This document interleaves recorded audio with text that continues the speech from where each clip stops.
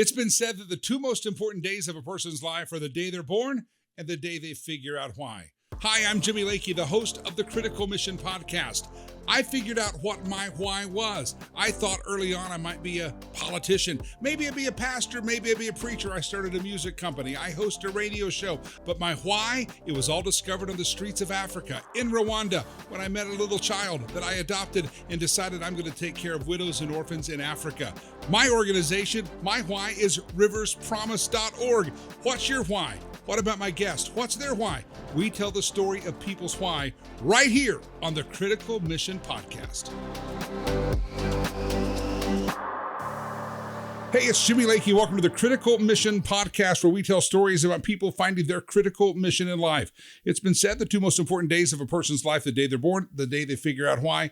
And today we're going to talk to Duke Rumely, my good friend, and find out his why. And let's do it now. Duke, welcome into the House of Lakey, sir. Thanks, Jimmy. Good to be here. Honored that we get to talk about the critical moments in our lives. You know, and I wanted the critical moment. You made a good decision. You didn't wear an Eagles jersey here today. Right. And, you know, I'm very excited about the upcoming Super Bowl and that I'm not a Cowboys fan. And if this airs after the Super Bowl, let's hope that the Eagles have lost that game. Oh, sorry. Yes. I didn't mean to insult my guest. This is what friends are about. I don't want to insult my guest. Yes. Bring it on. It's not my fault, Jimmy. I have friends who are jerks, and they've converted me to an Eagles fan. So yes, Eagles fans are tended to be jerks. Let's do that. All right, Duke, let's dive in here. I want to, in a second, we're going to go back to kind of how this all started. But you do something really unique, and I've talked to you about it on my radio show. You traveled the freaking country. You go to events, football games, concerts, all sorts of events, and you party. You throw big parties, and that's kind of what you do. Yeah. You're a party animal. Two turntables and a microphone. Duke there. Right. Well done. You're welcome. Right. A little reference to some 80s music or 90s music. All my genres run together. What are these parties you throw? Because there's no booze, there's no drugs, there's no anything, but you're still throwing a party, and it's all through your organization, Sober AF Entertainment. We'll explain what AF is if they can't figure that out. Right. But what are these parties you throw? So I started a nonprofit and really wanted to set up a space that kids or people didn't feel like they were the weirdos if they decided to go substance free. So we throw substance free tailgates at music festivals, concerts, and sporting events. And you're talking some crazy events. I mean, big country concerts, dance, electronic stuff. I mean, you're not shy in any of these locations. We are all over the country. We do it at a lot of EDM festivals. We'll bring silent disco headsets with us. We'll host a end of the night silent disco party that's really cool. We'll typically set up a tailgate beforehand, make sure everyone's getting fed and having a good time.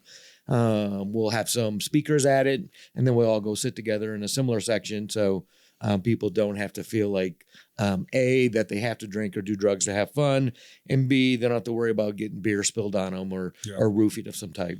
All right, so back up. I always like to tell people there's some things that you're like, I didn't see that in career day. Like when I heard that the NBA mascots make, $250,000 or $500,000 a year. I'm like, where was that on career day? Go Rocky. I was, where was that on career day? Right. And why didn't I see that one up? I'm guessing throwing sober parties or throwing any party as kind of a career or a life mission probably wasn't what you signed up on career day. So that said, how'd you end up here? Where the sober lifestyle and the substance-free lifestyle, was that something that, walk us through your story. What did Little Duke want to do, and where did Little Duke start off at? So I was born in South Bend, Indiana, grew up, had a very normal upbringing, and discovered alcohol at around 17 years old. It was very impactful for me, and had an issue that, when I started to drink, I couldn't really stop, and thought that everybody was like that. And by the time I was 21, I had been taken to treatment and got sober. So that was an important day for me. You zipped right through there. Now, 17, you start partying up, you learn the alcohol. And if I'm not mistaken, there was an incident outside of the country. Oh, we have stories, yes. Let's dive into some of that, okay. because it's not just, okay, I got sober in 21 and boom, here we are. Right. There was a journey. You go through a lot of pain before you find that solution. Right. And so 17, you're just partying like a lot of kids do.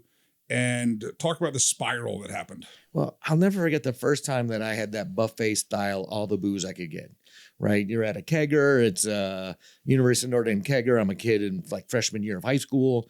And I just remember drinking enough beer that I thought to myself, like, wow, like I've never been this relaxed before. Like this is what relaxed feels like, and then go to school the following Monday and find out, you went around, got beer chugging contests. Then I went around and told everyone I loved them, which is not a real good thing to do when you're a freshman in high school, telling dudes you love them. I love you, man. Yeah, exactly. I didn't believe I did that until I saw somebody else do it. And then I'm like, I could see me doing that. I can see you too. Went outside, threw up, got rolled in my own puke, and chew spit on me. So there was definitely some downside to that. You don't remember it. Don't remember it. You're blackout drunk right. and you don't even know it. I'm more mad at my friends for telling me the truth. Yeah. So, but it didn't stop you. You kept going. There was a part of me that said, I'm going to learn how to drink so that doesn't happen. But so there was like this obsession about alcohol that, every weekend was going to be funner if we got a hold of alcohol. Really couldn't, imagine living without it. Like it was kind of the goal for all of our missions, and got a DUI at 18. Took a whiz in the back of the police car. Don't recommend doing that. They don't like that. Hold on purpose or just accidental? Well, yes. You don't remember? I remember it pretty clearly. So I remember being blacked out, suddenly coming to. I'm being pulled over by a police officer. Remember him sticking his face in the window, and me, what you're supposed to say is, "What's the problem, officer?" Right? And what came out was, "Blah, blah, blah, blah, blah." And I was like, "Oh, we're in trouble." You're 18. 18 years old. I remember just being in the back of the car of his squad car, and he is going through my car, and I have to go to the bathroom, and I can't tell anyone because he can't hear me. So I just decided to kind of roll down my pants and go right there. And then when he came back, he wasn't real happy with me. I would say he's right. not happy with you. At least you weren't cuffed. Right. Because if you were cuffed, you wouldn't be able to take down your pants. I believe I wasn't cuffed. No, I don't think I was that, okay, that so good. So how did that call to, because 17, a lot of times kids are drinking. They're not telling their parents, or their parents are like, hey, just take it easy out there. Now your parents, you're 18, you're going to get a call from the popo, and I was in the drunk tank. I told him I was going to the library to study for a test. I had gone to a party and discovered Seagram 7 and 7-Up. Okay. So I was like, ooh, alcohol can taste good. Obviously hard alcohol. I blew a .20, which isn't really that high. I'm not real proud of that number, but as an 18-year-old kid, it was enough that I was in a brownout. Yeah. So I don't remember much. So what did the parents say? Is this the first time the parents kind of realized Duke? Did the parents at that point kind of go, okay, he's just a kid learning to control, or when did you or your parents recognize there's a problem? Right. So I was the oldest of 5 kids. So nobody knew what was, this is 1985, and nobody really spoke about it. My parents originally, I would come home drunk on a Friday night, and my dad would take me to church Saturday morning as punishment. So I would go to church at 7 a.m. with him. Boy, you're hungover. So I would go outside and throw up in the bushes, right? And then I'd come back, sit down in church next to him, and he'd say, "Don't breathe on anybody." So pray the booze away. Yes. And then they realized that that wasn't working. So my dad had a friend in AA. So I started being taken to some AA meetings at 17, 18, 19 years old. And, kind of my mentality was, this is really good for you people, or this is really good to know if I ever need it. So your dad's hauling you to the meetings with his friend. You're going to listen to get this right. Right. You're going to go to church as punishment. You're still drinking. Of course. I never really tried the no drinking program. I tried the less drinking program. Okay. And really what I wanted was the less trouble program, right? How do I drink and not get DUIs was really my goal. And these are pre-Uber days. Yes. Pre-Uber days. So you're driving to that. Yeah. Right. So what would happen is I would drink and, I wouldn't care. I'd get thirstier. I try to explain this to people. Like my mom would say, like, she would have 2 drinks and then she would catch a buzz. And I'm like, yeah. And then she said the weirdest thing to me. She goes, then I know it's time to stop. And you didn't. I didn't expect her to say that. No, I was like, Mom, you put the clutch in, right? And you go to second gear, right? We're just getting started. You put the clutch in again, you go to third gear because you don't want to grind those gears. And it was just such a weird philosophy of like, that's when you're supposed to stop. So through late teens, this was, kind of this progressive thing where, alcohol was a big deal and I do it once a month and every weekend. And then, Were all your during the friends week, doing the same thing? Or were you kind of like, I'm accelerating. They're average. I'm an excellent student of this. I always thought we were on the same page. But after I got sober, my friends were like, oh no, like I learned I could not go out with you 2 nights in a row. Okay. And I was also nicknamed Schleprock because I got caught at everything.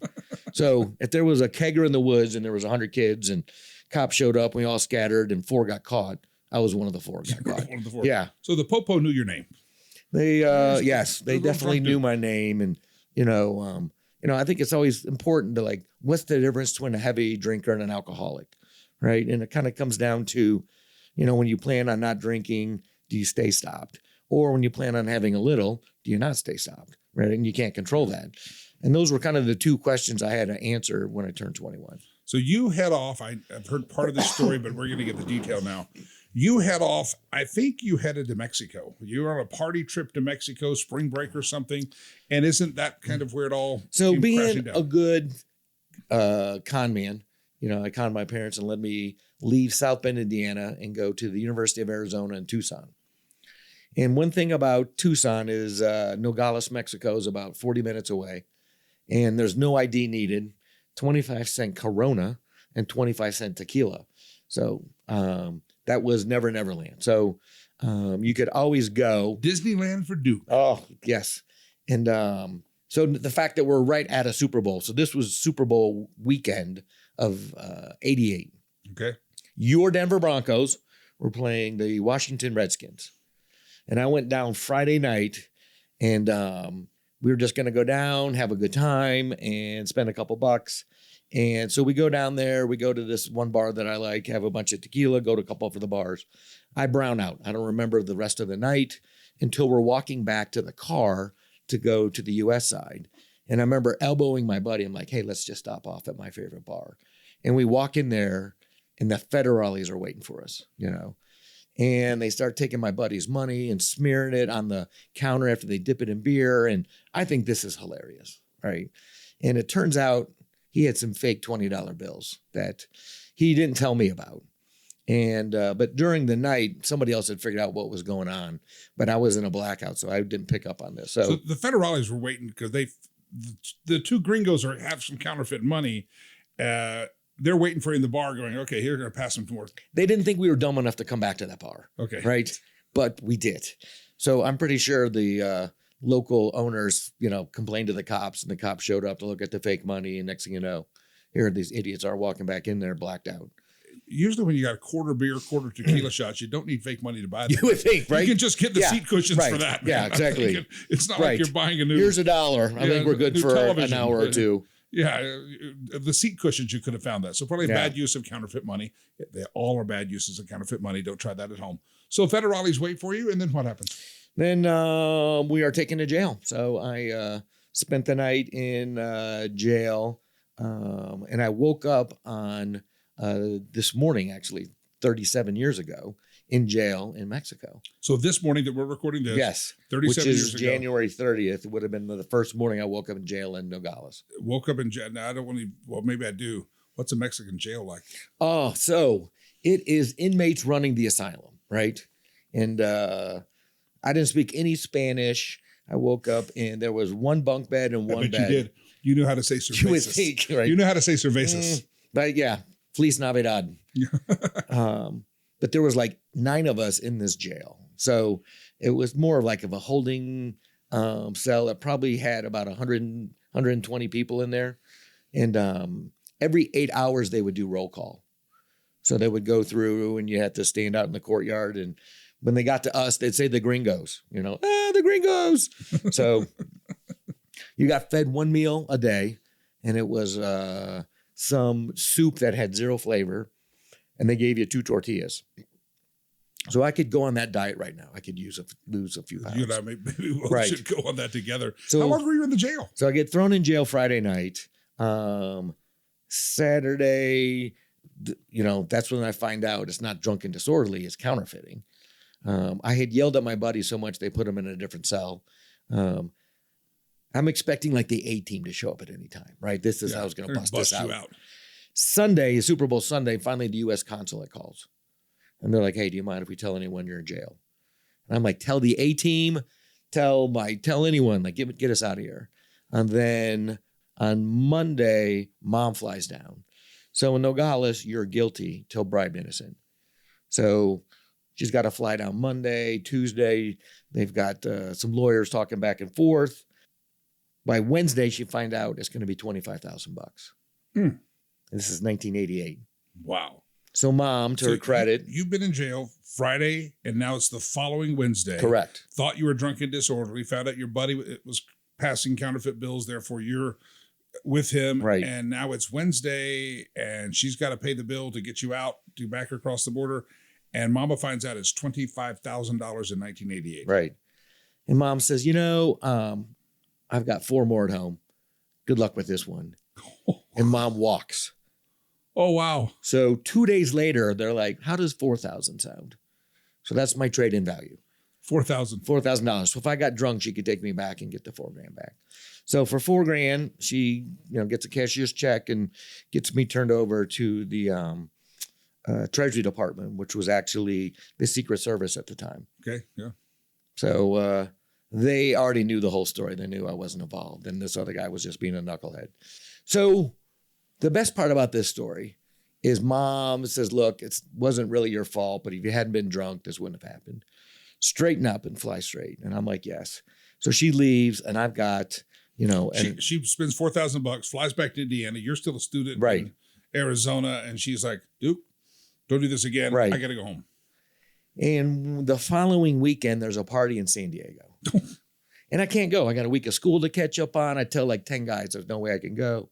I can't go until I see the keg get rolled into with this RV, right? And my mind changed its own mind, right? Can't go. There's no way I can do it. Dead set not to go. It wouldn't be the same if I didn't go. Be the same. This is a once in a lifetime opportunity. Big time. So get in the RV, go to San Diego, start drinking, end up going out the Saturday night, the second night we were there with a buddy. And by the time I came back on Sunday, the RV was gone. So I'm with a different buddy, and he's like, look, don't worry, I got a Visa card. Like, we'll take a Greyhound bus home in the morning. Let's go out. It's Sunday night in San Diego. So we go out Sunday night, San Diego. I'm drinking Yards, which are the 3-foot-tall beers, blackout, come to, and there's an alarm going off, and I'm in this small bathroom with a Bob Marley-sized joint in my hand, right? And I'm looking in the mirror like, what is going on? And I'm like, I'm on a Greyhound bus smoking this joint. This is bad. And I remember blowing on the smoke alarm. It stopped going off and poking my head out. And sure enough, it's not a Greyhound bus. It's a 737 airplane. And I have 30 rows of people staring at me, wanting to know why there's alarms going off in this airplane. And why is this plane suddenly reek of weed? And I am more shocked than anyone on that plane. You're smoking on a 737. Yes. Do you don't remember buying the ticket? Where were you? You were No. flying home? Yeah. We were flying back to Tucson. Wow. So I don't remember the changing plans from bus to plane. I don't remember getting on the plane. I don't remember rolling the joint. I don't remember waddling back to the bathroom to fire this thing up. I just kind of came out of this blackout with alarms going off. And it was the smoke alarms on the airplane. Yeah. So, and this to me explains alcoholism, right? I have this really weird mental blank spot where, I'm not going to drink. Oh, I'm going to drink. And then when I take that drink, I don't really have breaks, and it just goes all the way through until blackout. And then when I come out of blackout, it's usually not, you were so charming last night, right? It's, so long story short, finished the semester, went home, and about a year later got sober. Did you get in trouble on the airplane? So amazing. This is 1988. The stuff you could get away with, right? So basically just waddled out of the bathroom looking for a familiar face, right? Spot my buddy who is looking out the window with the headset on. He doesn't know me. He's ignoring me. He knows I am in trouble. And I sit down next to him. And then the flight attendant called a pilot down. So I had a pilot stick his face right into my face and start asking questions. And I was so drunk, I couldn't understand what he was saying. It was a parent from Snoopy, right? All I heard, wah, wah, wah, wah. I'm sure nobody can relate, but that was what happened to me at that moment. I just kept saying it won't happen again. I wasn't even denying it, right? And I left like half an ounce of weed sitting in the bathroom, so there was a lot of things that could have got me in a lot of trouble.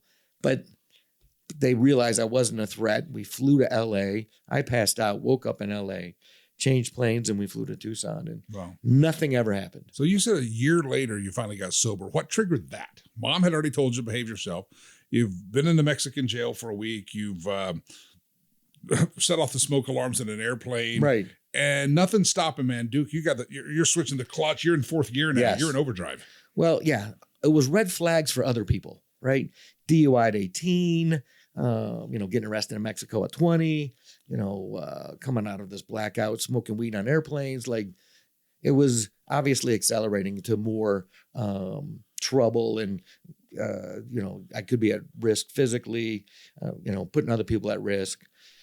So I went home and lived at home for a year. My parents got to watch me drink for a year, right? So I was still 20. I turned 21. They took me to treatment New Year's Eve of 88.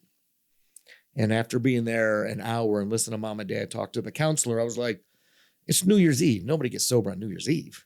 So my dad said, all right, prove to us you're not an alcoholic. Don't drink the month of January. January. That was the first time I tried the no drinking.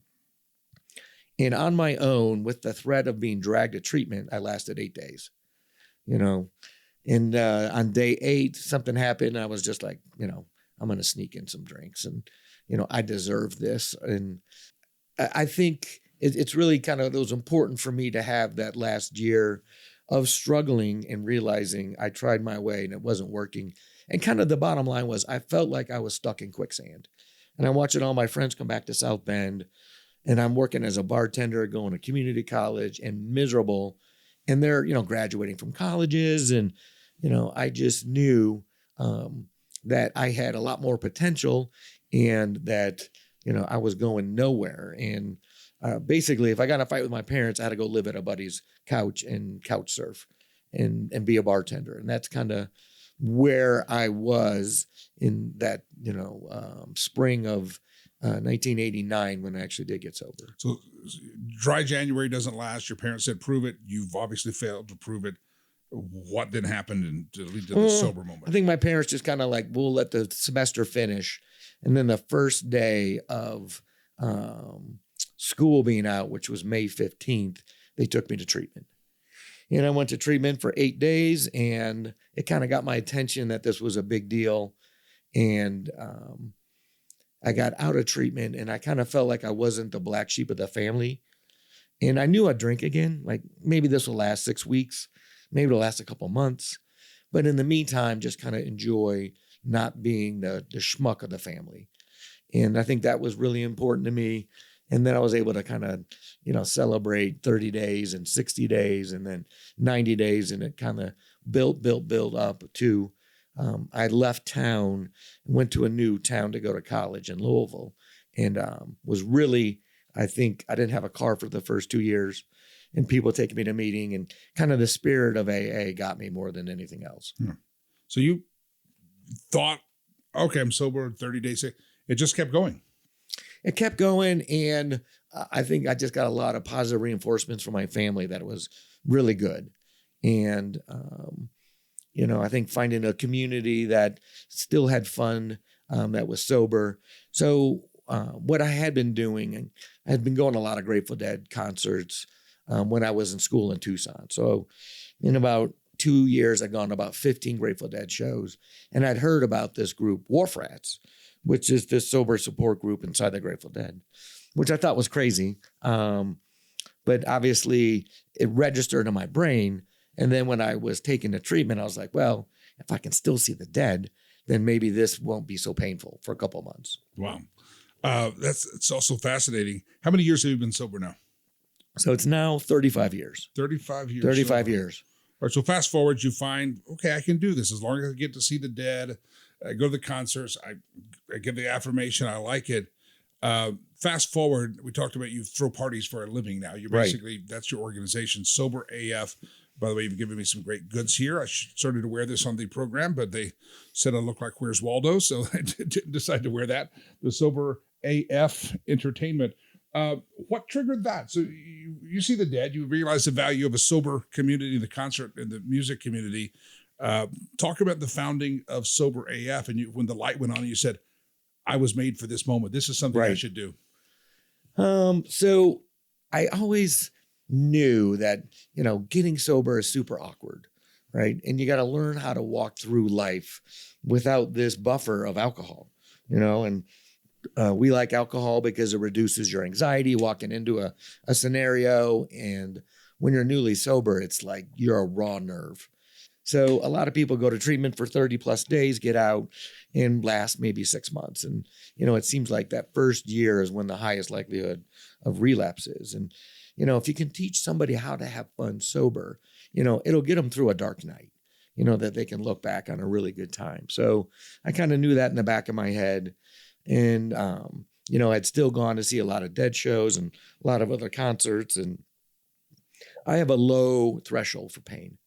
So this better be fun or I'm not doing it. So I've kind of learned how to have more fun sober than if I was doing it drunk, and definitely do it a lot cheaper. So that day comes 6.5 years ago where my son's best friend ODs on a weed brownie, and this kid eats the whole brownie, has a psychotic break, ends up in an ambulance at a football game. They take him to the hospital. He's not quite right for a couple of weeks. And my daughter is 20. How old was your son's friend? So at the time he was 16. So 16-year-old at a football game, overdoses on a weed brownie, eats the whole thing, which it wasn't on the label to do that. No. It said eat 1/10 of this. 1/10. And he had the whole. So yeah, fortunately it wasn't my son. It was his friend. But, at that age as a parent, you're like, they're not going to listen anymore. Yeah. Right. And then at the same time, my daughter's 20 and she texts me and is trying to get an Uber home from Red Rocks, which is the amphitheater about 45 minutes from here. And, being a caring dad, I'm like, well, how much is that? Yeah. I'll come get you. And it turns out all of her friends had taken ecstasy. So, I'm at this point where I have this gene in me that got activated called alcoholism. And they may or may not have it also. And I want them to have a healthy relationship with drugs and alcohol. And, they're not going to listen, but how do you show them that? When you go to a football game, it's all about beer pong. And you go to a concert, it's all about this ecstasy lifestyle. So came up with this idea of like, let's do sober tailgates. And we did our first one June 1st of 2018 at the First Bank Center for Base Nectar. And it was great. And they had their own sober support group inside this DJ.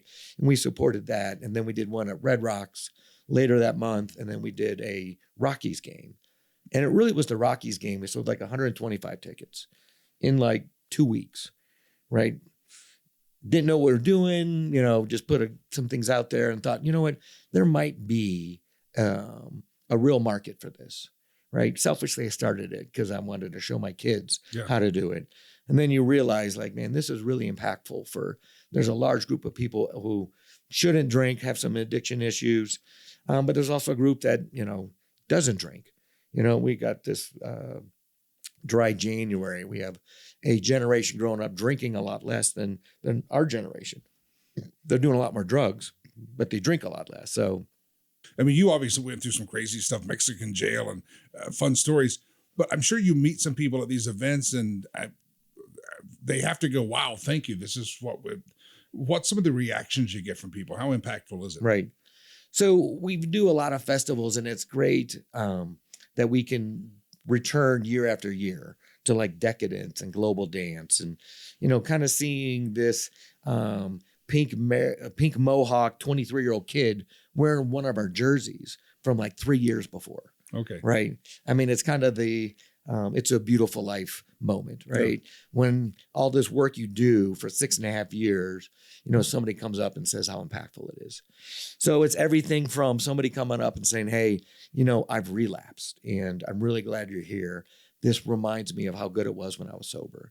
or somebody coming up and say, I went to one of your baseball games 3 years ago, and thanks for doing this. And as somebody who started a nonprofit, you don't know what you're doing. No, right? No clue. You're throwing spaghetti up against the wall, see what people want, kind of see what's fundable.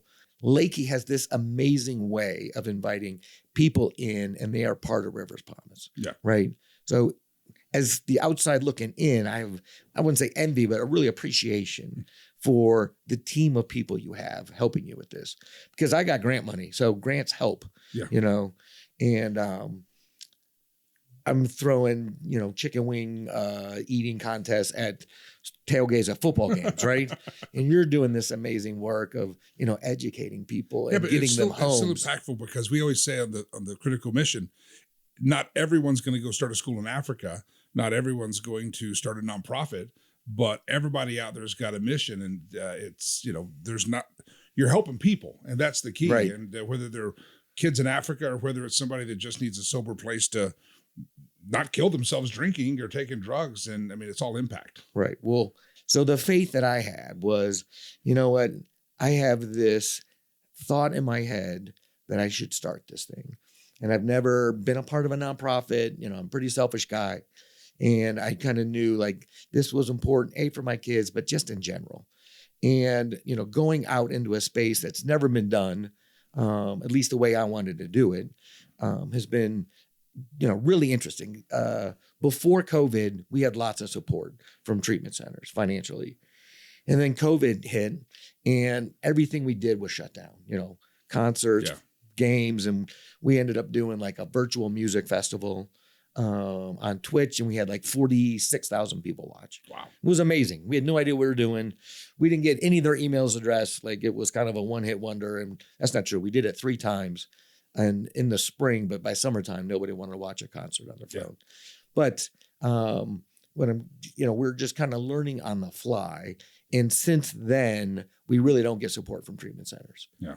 And we don't get support from universities. I thought universities would love us, but they're their own entity that is really trying to get students really trying to make parents feel like their kid will be safe there. Yeah. And if they're talking about drug and alcohol abuse on campus, they're not going to feel that safe. You're going to say, well, there must be a problem there. So it's Sober AF Entertainment, sober as. Right. It can be a lot of things, Lakey. I know you like this part. So I'm happy to say, because it's your podcast, Sober as Fuck Entertainment, right? That's what it could be. It could be sober and fun entertainment. Could be. It could be sober, alcohol-free entertainment. That's really good. I think it's our friend Paul Davis who actually gave me the alcohol-free entertainment. So I was like, that's a great idea. Yeah. So more marketable to grandmas out Jimmy there. and I know each other from a cigar shop where there's a bunch of guys coming through there who really appreciate what both of us do. So it is great to have sometimes if you don't drink, you're not included in the fun crowd, right? There's definitely like, we're doing this and you got to drink to be part of the crowd, right? Yeah. And that is not the vibe. Yeah. Right? Let me ask you, you started Sober AF. We'll give the website. It'll be on the screen and people can support you, and I hope they do. Obviously, you went through a hell of a lot to get to the point. And even watching your kids and trying to help your kids out. Is there anything that you would change? Because, is there anything that you'd go, because in my life, I look at how I started Rivers Promise. I should have done this, or I could have done this. I could have gone to that school or that school. But all of it led me to where I'm at now, so I wouldn't change anything. But is there anything you would back up and change, or did it all point you to where this is where I was supposed to be and it all led me here? So Rivers Promise has been around how long? 16 years, 17 years. Think of that, right? Overnight success. It just took 17 years. It just took 17 years. And that's kind of what I feel like for Sober AF. We're 6.5 years in.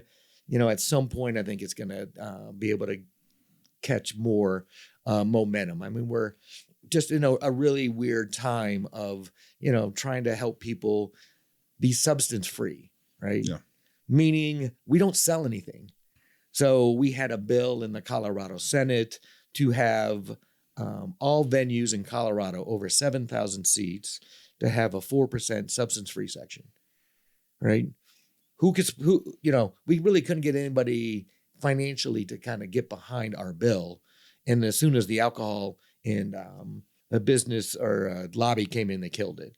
So, I mean, obviously it makes sense, right? Even if it's just 1%, like how do you change the stereotype of this is, still really difficult being kind of the odd guy out, not really kind of promoting something. So I would say going back to only thing I would really kind of put my finger on this change is I think I chased like some donors and promotional tools instead of really appreciating the people who were interested in what I did. But the story, the journey of the Mexican prison, the stress relationship with the family, that all shaped who you are today. And it was painful and it wasn't maybe pretty, but boom, here you are. Well, I definitely have this overlap of like a sober party guy, right?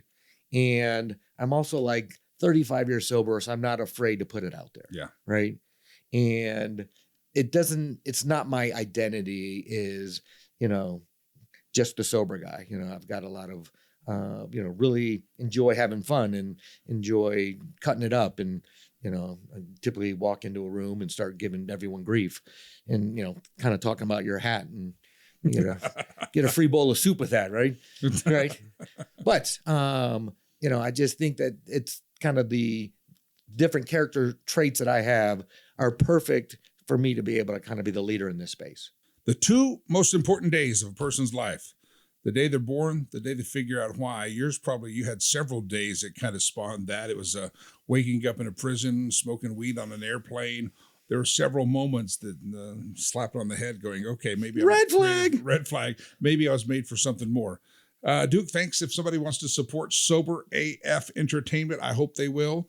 It's a great nonprofit. And again, if you're out there, not everybody's going to go start a nonprofit, but do something to make a difference because your mission is critical. If they want to support this critical mission, sir, where do they go?